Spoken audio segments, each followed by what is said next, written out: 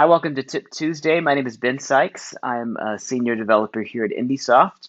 Hope you had a great holiday season. Thought we'd try something pretty basic today, but might be really helpful for a lot of people. So, quick note before we dive in, this will require IndySoft version 12.2 and later. So anything from about last fall of 2020. Most of this you could do with prior versions, but one important thing here is going to require 12.2.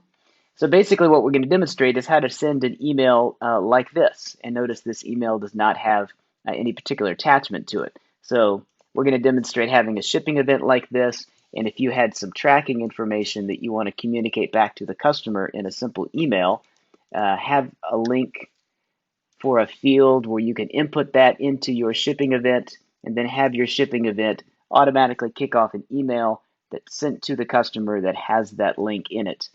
And in that particular email, you want it super simple, so there's no attachment to the email. It's just the email body that has the clickable link there. So it'll end up sending an email that looks like this.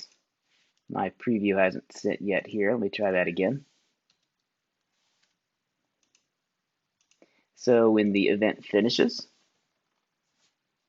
and you can see it'll pop up here. There it is. So that's what we're aiming at, just an email that is sent out that has a link here that we can click on, and that'll pop up in our browser for reviewing shipping information. So this is really simple to do in the software these days. So let me show you how this is done. So basically all I did there is I started in workflow config with just a basic shipping event, and I elected to use my comments field to input my tracking link. I only selected that one because you can do an unlimited size for the text. If you knew the particular link was going to be less than 50 characters, then you really could pick any of these text-based fields. But comments is a good choice there. If you use comments for the link, you might want to double check on this step 5 that you've turned off the default notes for equipment notes, maybe turned off the update notes to equipment notes. But besides that, just turn on your comments field, maybe relabel that as tracking link. And the only other item that I had to do here was just set up a report rule that would kick off the email. So the new option that requires 12.2 and later is in 12.2, there's a new report type that is simply named email only. So if that's turned on, then all these other options for the type of report that you would be creating, how it is kicked off to a particular printer, and any of that is simply hidden because the only thing we care about is creating an email. So packing slips, any of these report types would turn on the other type of functionality. So now you can select email only. You could still elect to confirm that with a yes or no question before you create it. So with that option, the only thing that you care about is just defining the distribution of that email. So in this example, I set it up. You can customize the email subject. I used a mail merge field here to show my ID for the asset. And since I want a link that's clickable in the email, that's why I selected an email layout. And that also helps us create one that looks nice. So I chose my item shipped layout. And let me show you how I designed that. So here I cloned this one just as a quick demonstration from our standard email layout that distributes with the product. And I just relabeled this text here to say item shipped. I made sure that the employee phone, the office phone was right here in parentheses. So that mail merge is going to swap out when the event creates. So I just tweak some of this text here. You could change that whatever boilerplate you want. And then I just made sure that that event comment field was visible in the email layout. So when you're designing an email layout in Layout Builder, just keep in mind that by default, these fields are not going to be editable. So any of these hyperlink options that you're used to using in Layout Builder, like when designing events or regular equipment layouts, we're not really aiming at doing a lot of the hyperlink type of options.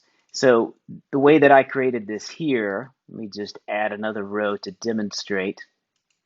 Then just switch this over to value temporarily. and let's just pull in from the event level the comments field.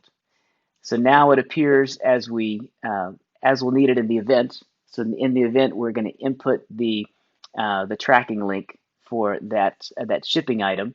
But then if we want to make sure that it appears as a clickable item in the HTML email, then we just need to make sure that same link is shown as the hyperlink. So the only trick there would be just take that same text that you've got as the mail merge, copy it to your Windows clipboard, Control C, and then right mouse click and go to hyperlink and paste in that same mail merge. So the trick there is when IndySoft saves the item there for the email layout, it's doing a mail merge replacement on all of the visual items, but behind the scenes, it's that same mail merge that's going to happen on the hyperlink items also. So if you know that in your usage of this event that the actual data that you're swapping out into that hyperlink will also be a URL, then you could make sure that it just appears um, in that same target. So that's all I did to have to create that for this item right here. So you can see the hyperlink is the same as the mail merge. So that was all that was required. So that gives you, when you run the event, a place for you to input your tracking link. So if you're the person doing the shipping, you already have that available. You just paste it in, and then the report rule is email only, and it kicks off the email for you. Get that to show up. I think it showed behind the scenes here. There it is. So there you have your link that your customers can click on. So that got distributed to the appropriate place simply because back in my workflow config, when I was designing this, I chose email to the company's email. So then that's the company that owns the asset in the database.